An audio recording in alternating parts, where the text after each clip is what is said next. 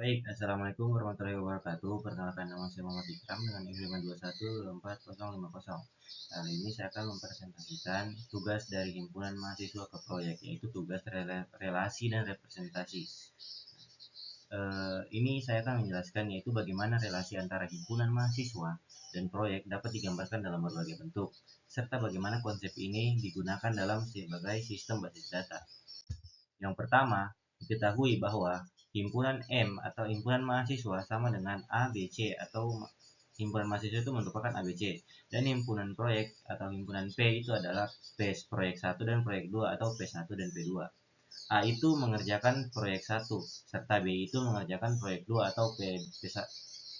Begini, A itu mengerjakan proyek 1 atau P1, sedangkan B itu mengerjakan P1 dan P2. Nah, sedangkan C itu tidak mengerjakan proyek sama sekali. Dari sini kita bisa membentuk relasi dari himpunan mahasiswa ke himpunan proyek.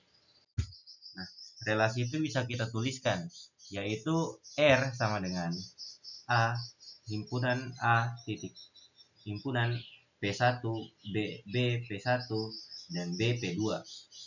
Artinya, A itu berelasi dengan P1 dan B itu berelasi dengan P1 serta P2, sedangkan C itu tidak memiliki pasangan karena dia tidak mengerjakan proyek. Selanjutnya, relasi ini dapat kita bentuk menjadi matriks relasi. Basis itu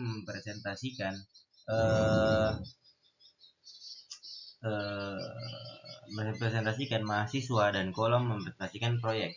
Nilai 1 berarti ada relasi, sedangkan 0 berarti tidak ada.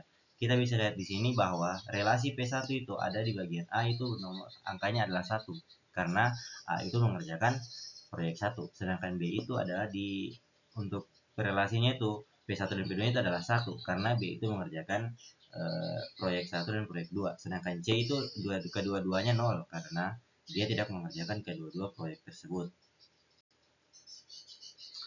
Selanjutnya, sekarang kita periksa sifat dari relasi tersebut. Relasi ini itu tidak refleksif karena tidak ada pasangan seperti A ke A atau B ke B. Relasi ini juga tidak simetris karena misalnya A itu P1 ada, tetapi P1A itu tidak ada. Dan juga tidak transitif karena tidak ada hubungan berantai antara elemen mahasiswa dan elemen proyek. Jadi relasi ini tuh bersifat non-refleksif dan non-simetris dan non-transitif.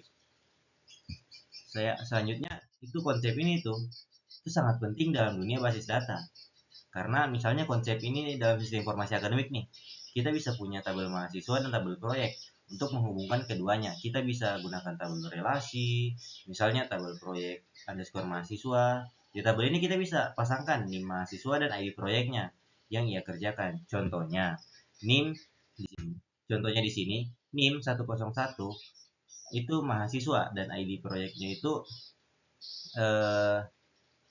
ID proyek yang dikerjakan. Contohnya NIM 101 untuk mahasiswa mengerjakan proyek 1, NIM 0102 untuk mahasiswa B yang mengerjakan proyek 1 dan proyek 2. Berikut itu seperti itu. Jadi kesimpulannya, relasi ini dapat direpresentasikan dengan pasangan berurut, matriks, dan konsep relasi antar tabel.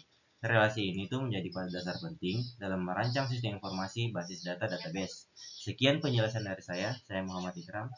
Pamit undur diri. Terima kasih.